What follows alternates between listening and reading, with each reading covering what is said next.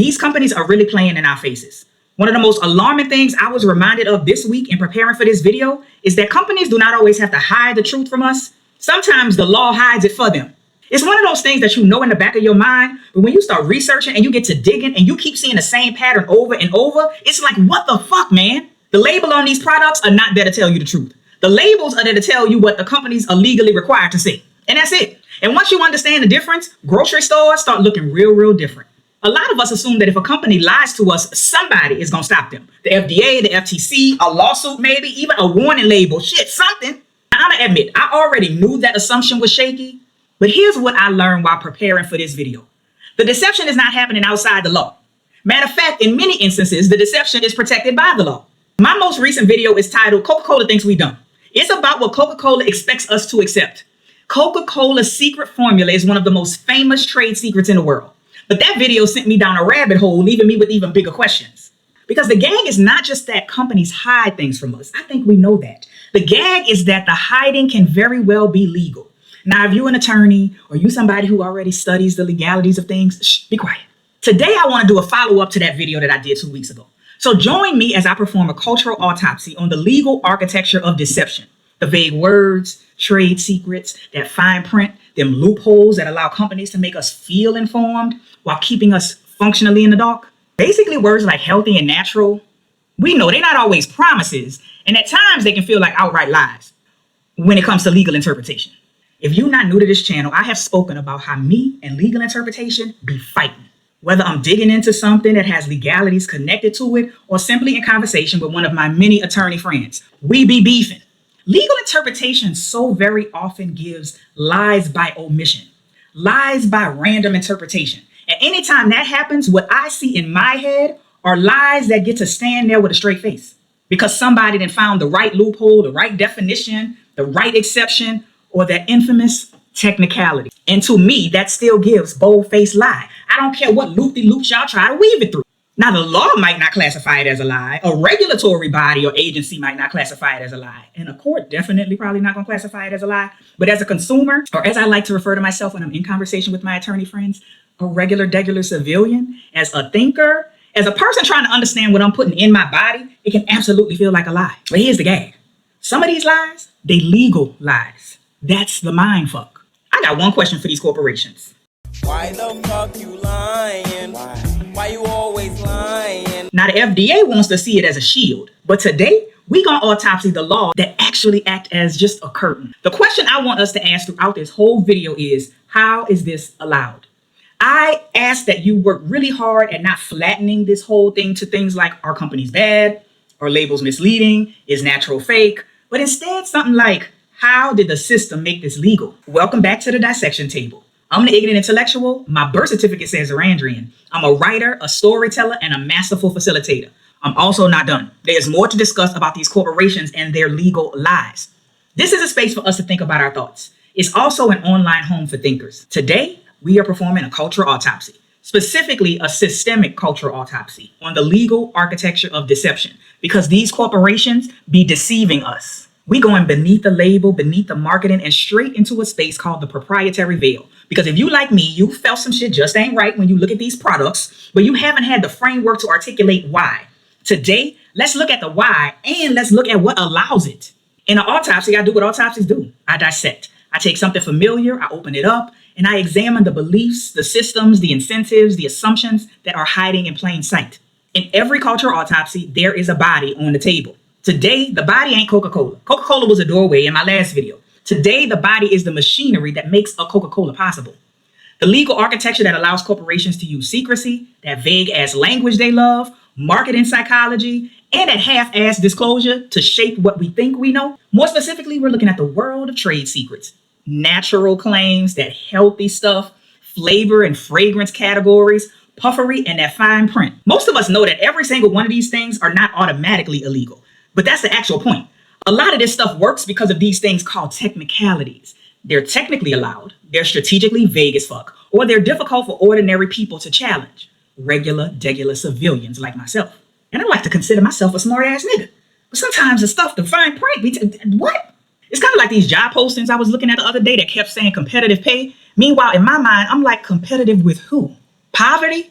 Anyway, before I go any further, like I said, this is an online home for thinkers. I'm not here to tell you what to think. I'm here so that together we can think about what we think and why we think it. And I know this autopsy might hit a nerve, especially if you built part of your lifestyle, your identity, or your grocery budget around brands that call themselves things like clean, natural, healthy, sustainable, or good for you. You are welcome to disagree with me, but we have to have two very short and sweet rules of engagement.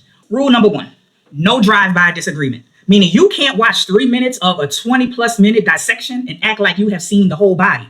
You got to watch the full dissection, the full cultural autopsy before you draw solid conclusions. Most of the time, the things that you're mad at are things that I've wrestled with by the 15 or 20 minute mark of my videos. Rule number two, audit your own thoughts.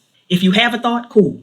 But if you have not audited or thought about why you have that thought, shh. And that's really it for this part. So don't you dare click off, because once we start this dissection, you are never going to look at a grocery store or a legal system the same way ever again. So now let's talk about the law that protects the lie. In our last cultural autopsy, we looked at Coca-Cola. We talked about how they hide behind a secret formula. But today, I want to talk about all the big stuff behind that makes it possible. The machinery, if you will. It's called trade secret law. Girl, now what exactly is that? Let's look at this information from the United States Patent and Trademark Office. So we can see that a trade secret is information that has either actual or potential independent economic value by virtue of not being generally known. It derives value from disclosure or use of the information by others who can't ascertain the information through proper means. And lastly, is subject to reasonable efforts to maintain such information as secret. Now you can see down here at the bottom that all three of the listed elements are required. If any one of them ceases to exist, then the trade secret will also cease to exist. Otherwise, there is no limit on the amount of time a trade secret is protected, which is why Coca-Cola did not patent the formula, but they made it a trade secret because patents expire. So as I'm researching for this video, I'm starting to wonder what was the original intent of this trade secret law. And come to find out, trade secret law in the US began to take shape in 1837 with a case that involved a secret chocolate recipe. The original intent of the law was to protect valuable confidential information and prevent misappropriation. That ensured that one company could not unfairly benefit from another company's proprietary knowledge. That sounds fair to me. But this is the thing. Corporations have performed a brilliant but arguably problematic pivot. They've turned that protection of invention into a shield from disclosure. When you see the word fragrance on a bottle or natural flavor on a cold drink, you are looking at a legal black hole. That's what I mean when I say the proprietary veil. What I'm talking about with that term isn't the same as corporate veil, the legal doctrine that says a corporation or LLC is a distinct legal entity separate from its owners. No, that's not what I'm talking about. So let's focus on this proprietary veil. Or in other words, the trade secrets that a company does not have to tell you, or tell the FDA for that matter, what is actually in them. Because fun fact, the FDA don't even know what is in Coca-Cola's secret recipe. But the thing about a veil is that a veil doesn't necessarily hide everything. It lets you see just enough to think that you understand what you're looking at. Think about a bride coming down the aisle. The bride's veil doesn't make her disappear. We could still see the bride's dress, sometimes the bride's shoes, and sometimes we could even see the bride's face if the veil is sheer. The veil doesn't make her invisible. And that's what makes a veil powerful. And that's what makes the proprietary veil in this conversation around trade secrets so damn dangerous. In a world of food and cosmetics and fragrances and flavors, companies do not always have to give you the full story in plain language. Sometimes they can give you categories like natural flavors and fragrance and flavor and proprietary blend. Those words sound like disclosure if you ain't paying attention. They sound like the company is actually telling you something. Sometimes what these companies really telling us is that this is the part you are not allowed to fully know. This doesn't mean that companies have no legal responsibilities. It don't mean that every hidden formula is automatically dangerous. It doesn't mean that the FDA and the FTC don't do nothing. But what it does mean is that the consumer often doesn't get ingredient level transparency in a way that lets us fully understand what we're putting in or on our bodies. And baby, that gap, it matters. Now, the law may be forced to care about safety for now, but the law also cares about proprietary interests. Follow the dollar. It cares about competition, intellectual property, the company's right to protect the very thing that makes the company money. And back to the veil, because somewhere between our bodies and the company's bottom line, a veil gets built. That's the proprietary veil. It's like this legal smoke and mirrors wall that gives us this fake illusion of knowing while protecting the company's deeper right to actually not tell us anything. It's not always a lie. Sometimes it's actually more dangerous than a lie because it is a legally protected absence, which in my mind is a lie of omission. But now let's take this word, this idea of natural ingredients. We see it on labels all the time. And let's perform a mini autopsy on this word natural. Natural might be one of the most powerful words in a grocery store. It feels earthy, it gives pure, and if I'm honest, it can even feel ancestral. But legally, our good sister natural is not as solid as she feels. Somebody drop in the comments, what is the FDA's official legal definition of natural? And there's probably no comments because there isn't a legal definition of natural. There is no formal binding legal definition for natural across the entire US government. In the good old FDA, homeboy has largely declined to formalize one. Now healthy. Healthy has a strict, legally binding definition regulated by the US government. According to the FDA, in order for something to bear healthy as a claim, a food product needs to, one, contain a certain amount of food group equivalent, we should pause on that, from at least one of the food groups or subgroups such as fruit, vegetables, fat-free, and low-fat dairy, recommended by the dietary guidelines. Also, it must adhere to specific limits for the following nutrients: saturated fat, sodium, and added sugars. But healthy? Now, Miss Ma'am, Miss Healthy, you don't get a pass. Because healthy might be legally defined, but Miss Healthy, you can still function as a marketing shortcut. But natural? Oh, natural is governed by the wind. Natural is governed by informal and loose policies. The FDA has not created a formal binding definition of natural, although natural is on so many cartons and bottles in the grocery store. It has a long-standing policy, and that policy generally says that natural means nothing artificial or synthetic has been added that would not normally be expected in that food. Baby, these people playing in our faces. So there's a policy, but there's no legally binding regulation. This is what I mean by lies of omission. This is what I mean when I say that me and legal interpretation be fighting. So you telling me that a company can take a corn kernel, process it with sulfuric acid, turn it into a syrup, and as long as it's started in the ground, the company can argue that it's natural in marketing campaigns? Piss on my head and tell me it's raining. Piss on my head and tell me it's raining. Maybe a better framing is that the law is not inherently ethical or moral. Like legality and morality serve very different functions. And that has always been my issue, that gap. A formal definition is one thing. A policy is another thing. A policy is not law. Laws are not moral or ethical. And consumer feeling is another thing entirely. And corporations, they know how to masterfully live in the gap between those things. And that's the shit that be pissing me off. Because the average consumer sees the word natural, and they are not usually thinking, I wonder what the FDA's long-standing policy position is regarding artificial or synthetic substances that would not be normally expected in this food. No, that is not what the average civilian is thinking. They're thinking, this is better for me. This is safer. This is closer to the earth.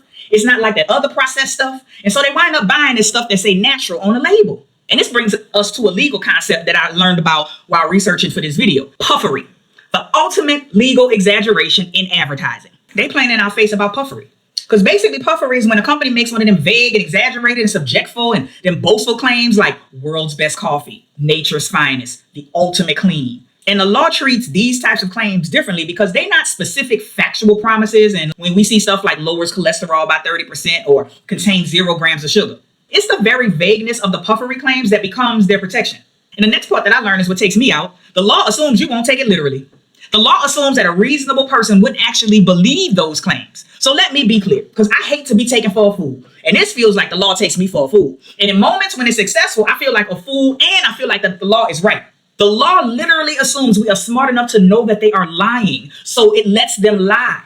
But we know how psychology works. We know that the seduction of the brand bypasses the reasonable part of our brain. They are using the law as license to gaslight the fuck out of us. I don't care what nobody says. That's a lie. Now let's look at these terms and conditions. We love a good old term and condition. We love to scroll right on past and hit that square at the bottom that says I agree, and we like to roll on out. I've done it. Scroll, scroll, scroll. I agree. Don't lie. You've done it too. But those 50 pages of legalese are designed to be unreadable. That is called constructive notice. More legal stuff that I've learned in researching for this video. Constructive notice. So constructive notice is this legal concept when it comes to the terms and conditions that assumes a person or entity is aware of certain information, even if they have not received it directly. This is often applied in situations where legal notices are published publicly, such as those 5011 long-ass legal notices we scroll to the bottom on our phones, check I agree, and keep it moving. Meaning individuals are considered to have received the notice regardless of actual awareness, because who is reading all that shit? Somebody gonna say you should read it. Okay, girl, I should. Shoulda, woulda, coulda. If was a fifth. Child, I could have agreed my life away at this point. Is there a law protecting us from them putting any and everything in those notices? Never mind. I forgot where the hell I lived for a second. So basically, the law says that because they provided the information, even if they wrote it in a way that requires a law degree to understand it, you are legally notified. This legal system is playing in our faces. This is why I be fighting when I'm in conversation with my attorney friends, because the mind you have to rationalize certain ways that the law in the United States of America is constructed, nope. And if you anything like me, you tired, period.